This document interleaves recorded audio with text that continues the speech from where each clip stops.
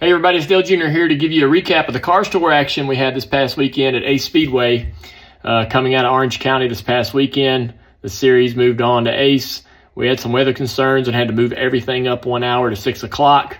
And we flipped the late model stock portion of the event from the last feature to the very first. And we got the green flag at 6 p.m. And it kicked off a pretty wild event. Ace Speedway's been pretty physical over the past couple of years, and we've had quite a bit of damage and carnage throughout those events, and it was no different on this past Saturday.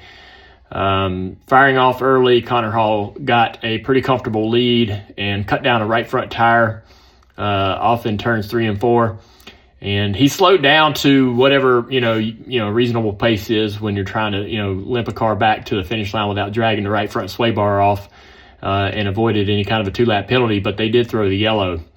And so it allowed Connor to get the tire changed to get back on the racetrack without losing any laps. Fast forward, we had a few more incidents on the racetrack. The way this place works, it's really a bottom dominant racetrack, and there's a lot of braking getting down into the corner. And anytime somebody gets an opportunity to get their car from the outside line on a restart to the bottom, it checks up that entire inside line. A lot like what we might see at Martinsville, but a little more severe.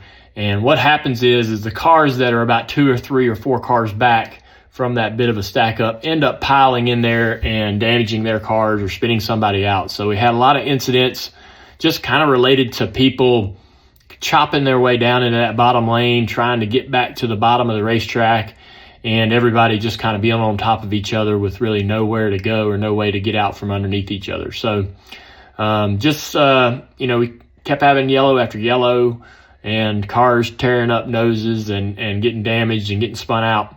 And the race, kind of was pretty, messy for the most part in terms of not only the weather sort of pushing us to be urgent, but also the drivers sort of feeling that urgency or fueling into that a little bit as well. So just a tough race for all of our teams for the most part. We had another incident where one of my cars, Caden Quapple, had a left rear tire flat, stopped on the racetrack. Race control told me that he stopped after the yellow was thrown, but just sitting there watching it from the streaming service, I think that would have been a 2-lap penalty in my eyes. But I trust Kip and the team to sort of officiate the races, and I don't micromanage. I do offer some insider advice, but I trust those guys to, they're there in person and they can make a better call than I can from my tablet. But that one was arguable and might have deserved a penalty. And I've spoken to Caden a little bit about that post-race. I know that frustrates some of our competitors because they might feel like that they might not get the same treatment in the same situation. But we had a couple of great runs. Laney Bice, who is an awesome young female racer in our series, had a great day. And at one point looked like she might be able to challenge for the win. But a couple restarts just didn't quite go her way, and she lost a little bit of track position there, but fought really hard for a great result. Ryan Millington, who is really, really good at Ace, showed why and ran a really great race and was challenging for the win late. But nobody had anything for Landon Lewis, and Landon Lewis, I think he led from flag to flag, if I remember well. I know Connor Hall led early, but once Landon got the lead, he was really rarely challenged, and they had a fast race car, and it's pretty interesting to watch this series go from track to track to track, because a guy like Landon or anyone else in the field might run 15th, 20th one weekend and then have the dominant car the next.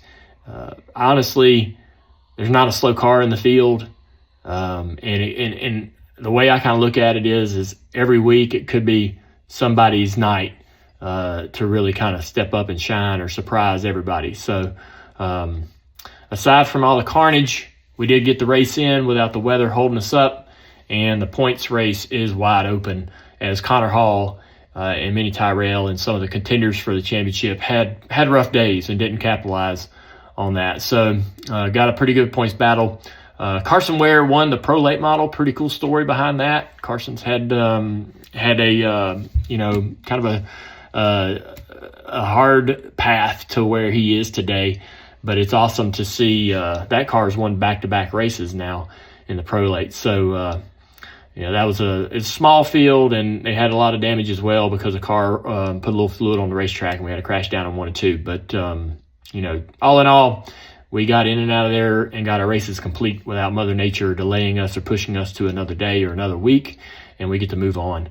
So I think the next race for us is North Wilkesboro. I'll be in the booth for that with Kevin Harvick, and I'm excited about it. So should be fun trying to call the event and racing in front of all of the industry. The NASCAR industry during All-Star Weekend is a big, big deal for our competitors and our teams.